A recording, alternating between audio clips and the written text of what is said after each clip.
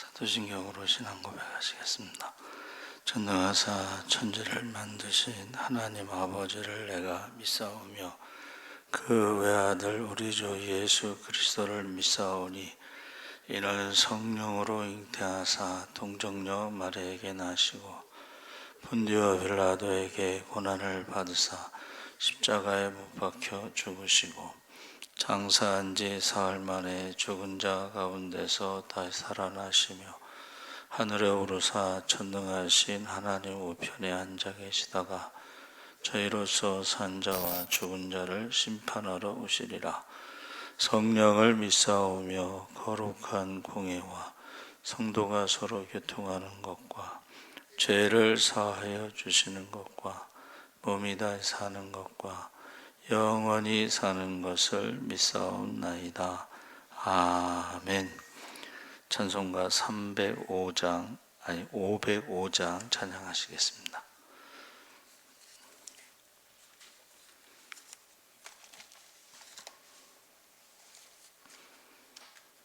찬송가 505장 찬송하시겠습니다. 온 세상 위하여 나 복음 전하리. 만 백성 모두 나와서 주 말씀 들으라.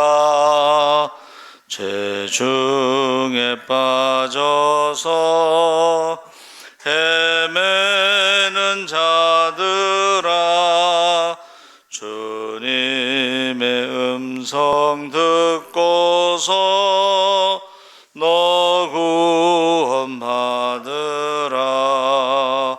전하고 기도해 매일 증인 되리라.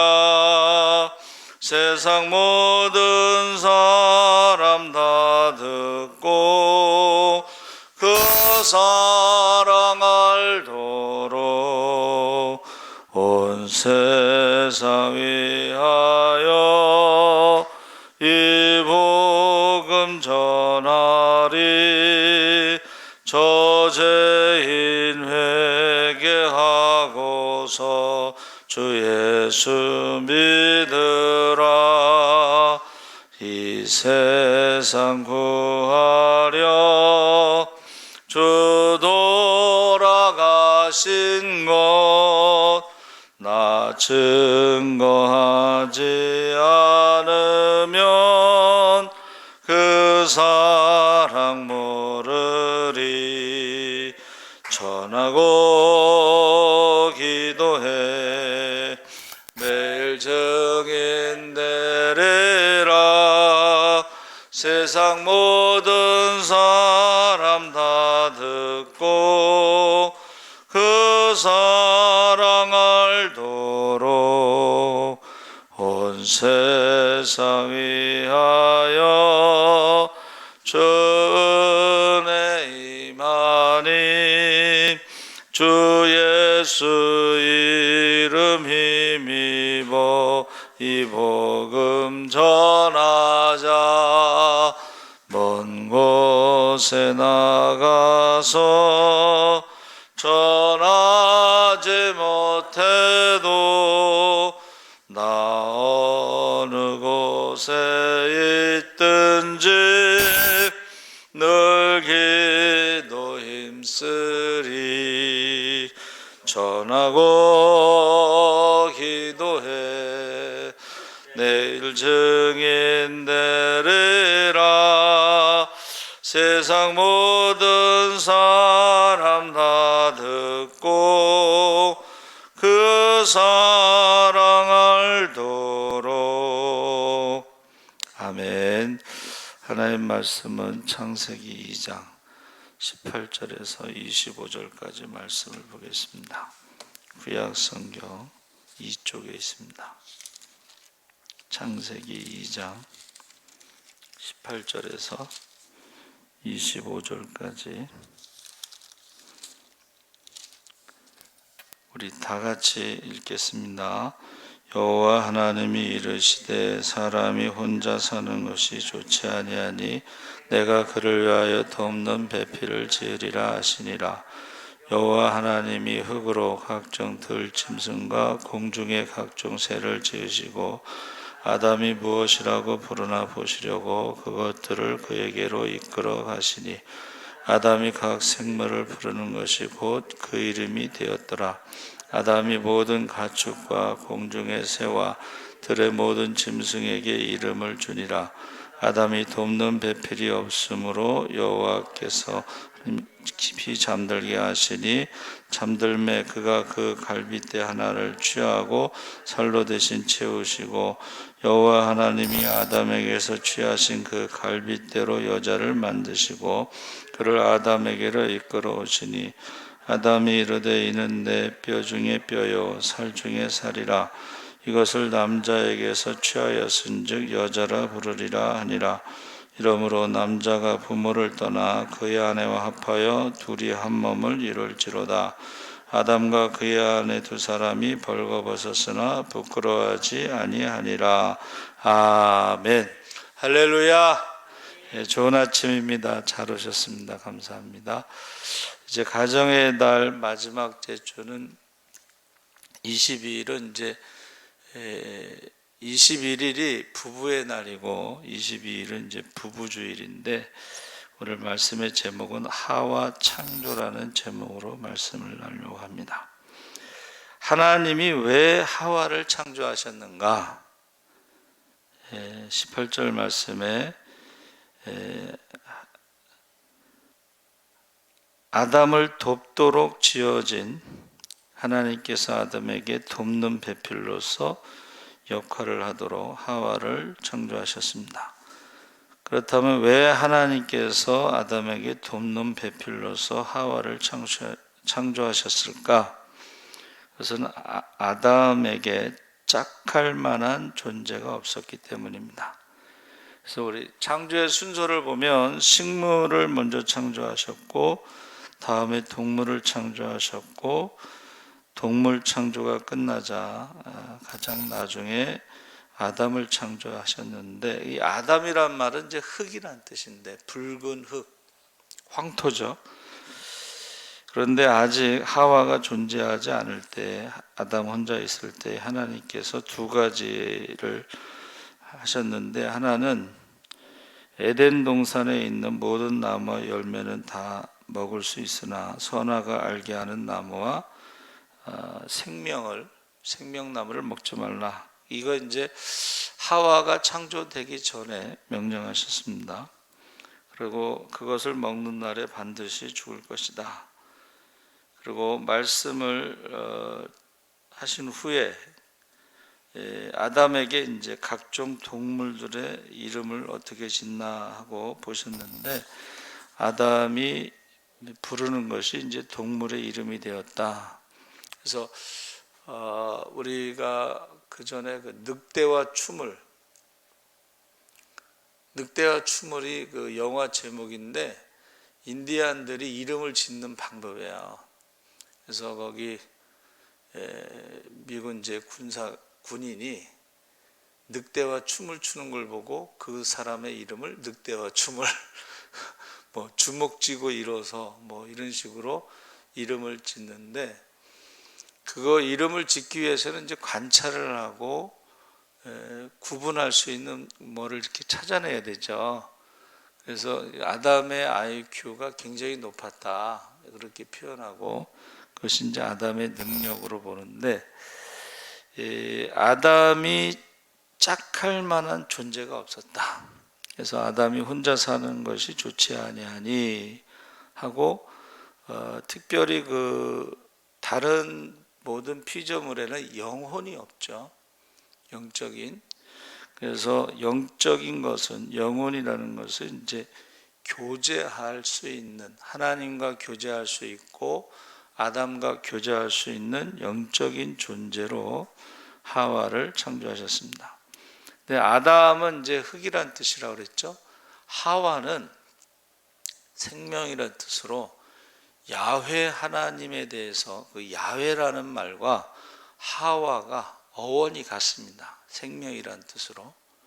그래서 하와는 아담을 돕는 배필로 지어졌는데 이 돕는 배필이라는 것이 히브리어로 정확히 번역이 되지 않았다. 그러니까 돕는 배필보다는 짝할 만한 돕는 자. 그러니까 배필이 앞으로 가서 아담과 짝할 만한 돕는 자로 지으셨다. 그래서 이 협조자 또 돕는 자, 이 에제르라는 단어가 명사에 있는데 이것은 돕는 자, 협조자, 원조자라는 뜻입니다. 그래서 이 배필이라는 말이 네게드라고 했는데 이것은 대등한 아담과 이렇게 짝을 이룰 만한 대등한 존재로서 하나님이 지으신 거죠. 그래서 이제 그런데 하와를 동등한 존재로 창조하셨는데 어디서부터 이제 달라졌느냐? 생명나무를 먹고 나서 그때부터 이제 해산하는 수고와 고통을 당하면서 남편을 사모하면서 기다리는 자로 그렇게 표현되어 있습니다. 그러니까 처음에 창조는 동등하게 대등하게 돕는 자로 창조하셨는데 선악과를 먹고 나서부터는 이제 남편을 사모하는 자로 그렇게 말씀하고 있습니다. 하와는 무엇을 돕고 협조해야 하는가? 이것은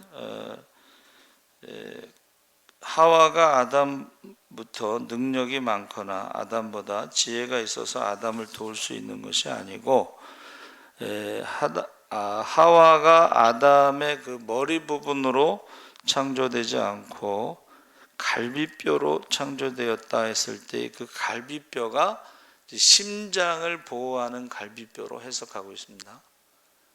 그래서 무엇을 돕느냐 했더니 아담의 심장을 지키는 자로, 생명을 지키는 자로 그렇게 창조된 거죠.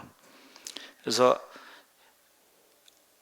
하와가 생명이라는 어원에서 나왔다 그랬죠.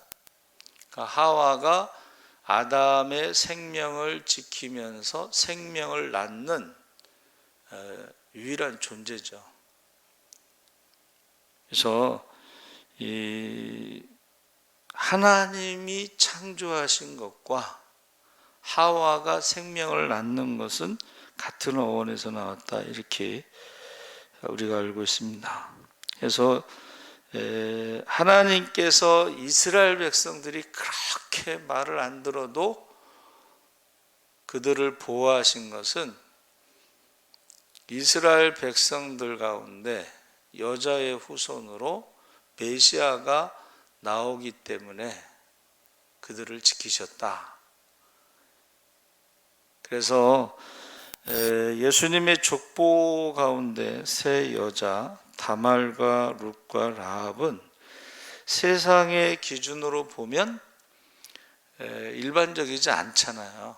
그렇죠? 그런데 하나님께서 여자의 후손에게서 메시아가 오기 때문에 그들을 사용하셨다. 그것을 이제 우리가 은혜라고 표현하는데 다말과 룻과 라합 그리고 마리아가 이제 거기 네 번째로 들어가죠. 그래서 마태복음의 족보에 보면 족보의 표현이 에게서라는 말이 들어가고 영어에는 이제 바이라고 하는 전치사가 들어갑니다. 그러니까 이 메시아가 이 땅에 오는 것에 하와만 할 수 있는 일이라는 거예요. 하와만. 그리고 아담의 후손은 죄의 유전성 DNA를 가지고 있기 때문에 흠없는 화목제물이 될 수가 없어요. 그러니까 여자에게서라는 말이, 여자의 후손이란 말이 이게 하와만 메시아를 이 땅에 오게 할 수 있는 유일한 통로라는 거죠. 그래서 하나님께서 하와를 창조하신 것은 처음에는 짝할 만한 돕는 자로, 그 다음에 해산과 수고의 고통 가운데 여자의 후손으로 메시아를 이 땅에 오게 하기 위해서 창조하셨다. 이제 그렇게 해석하는 것입니다. 그래서 에베소서 5장 32절에 보면 남편과 아내의 관계가 아담과 하와의 관계로서 그리스도와 교회의 관계를 설명해 주고 있다. 다시 말하면 교회가 된 하와가 된 교회는 바로 아들을 낳는 그 일을 하는데 그 아들이 바로 메시아와 같은 이기는 자, 다시 말하면 믿는 자를 생산하는 것이, 낳는 것이 교회다. 그렇게 이제 해석하는 것입니다. 그래서 저 여러분이 교회는 이기는 자를 낳는 것이 바로 교회다. 그 이긴다는 것이 바로 믿음이죠. 세상을 이기는 믿음은 이기는 것은 이것이니 너희의 믿음이니라.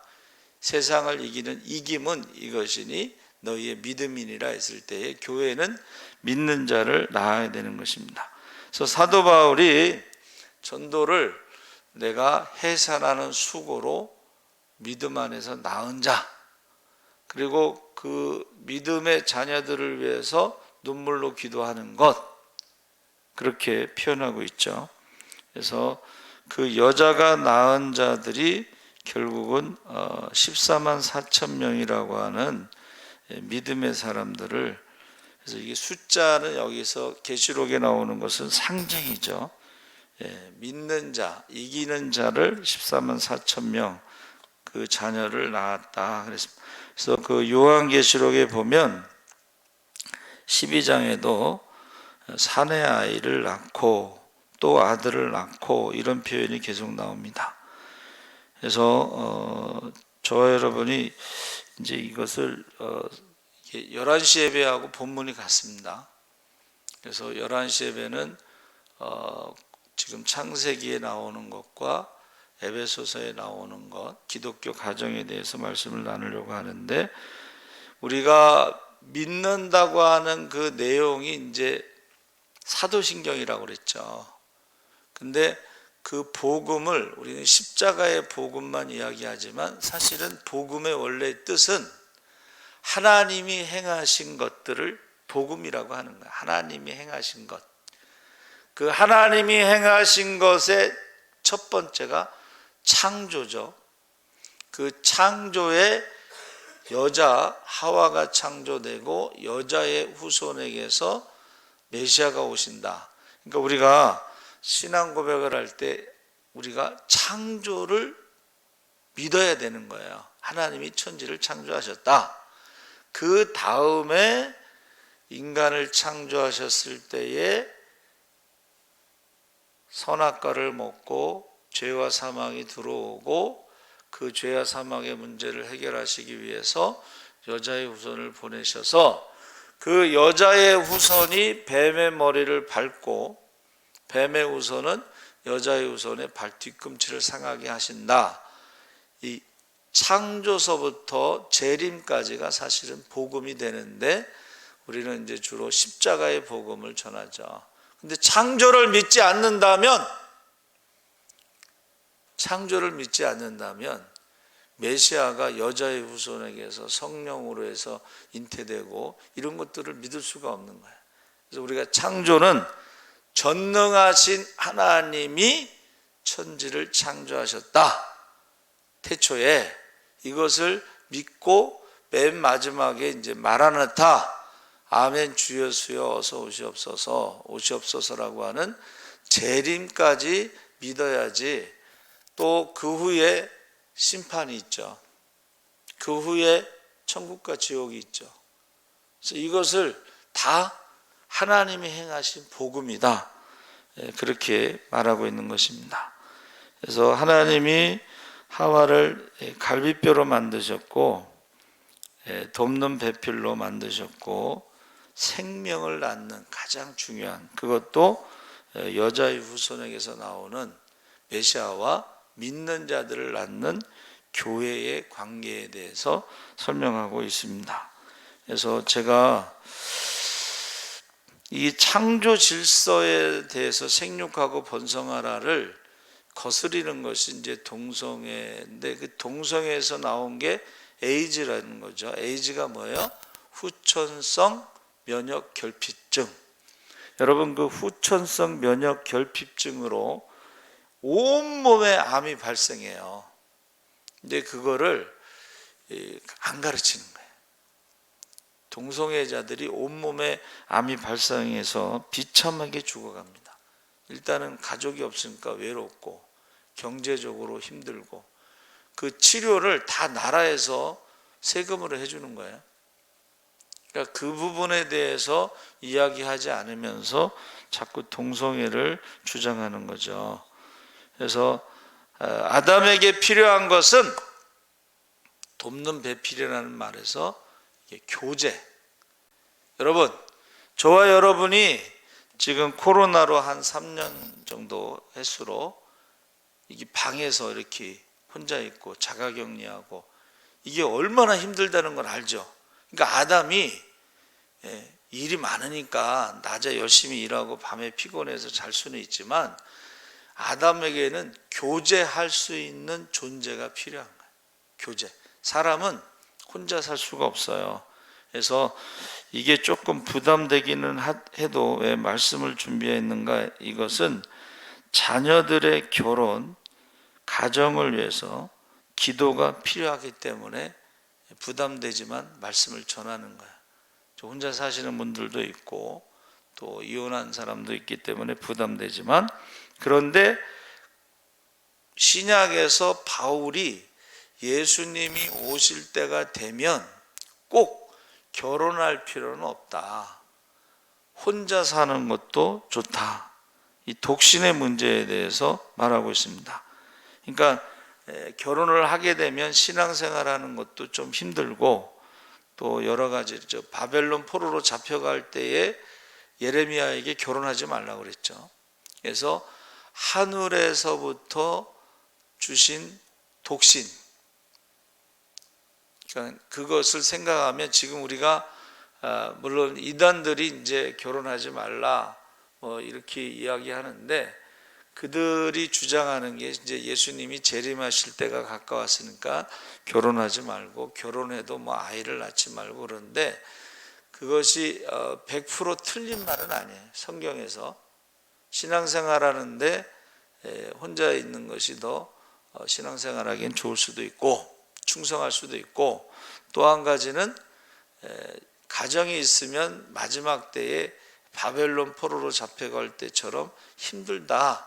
그래서 하나님이 예레미야에게는 결혼하지 말라 이렇게 말씀하신 거죠.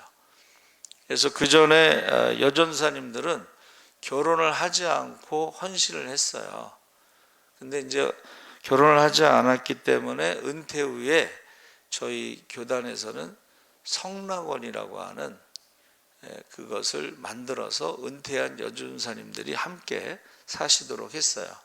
그게 이제 성남에 있었는데 대전에 더 크게 이제 성락원을 지어서 은퇴한 여전사님들이 그것에 생활하시도록 교단에서 지원하고 돌보고 있습니다.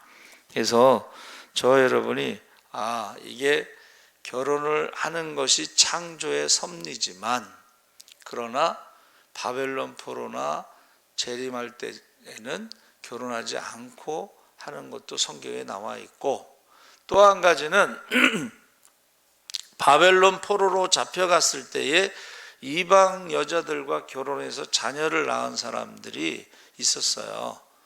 그래서 조사를 했더니 한 300가정이 됐다. 뭐 그런데 예를 들면 왜 그들을 내쫓으라고 했냐면 개종을 하지 않은 가정만 그렇게 한 거예요. 그래서 모압 여인 룻 같은 경우는 어머니의 하나님이 나의 하나님이라고 고백했죠. 그럴 때는 내쫓지 않습니다. 그리고 하나님의 백성으로서의 고엘의 축복을 받죠.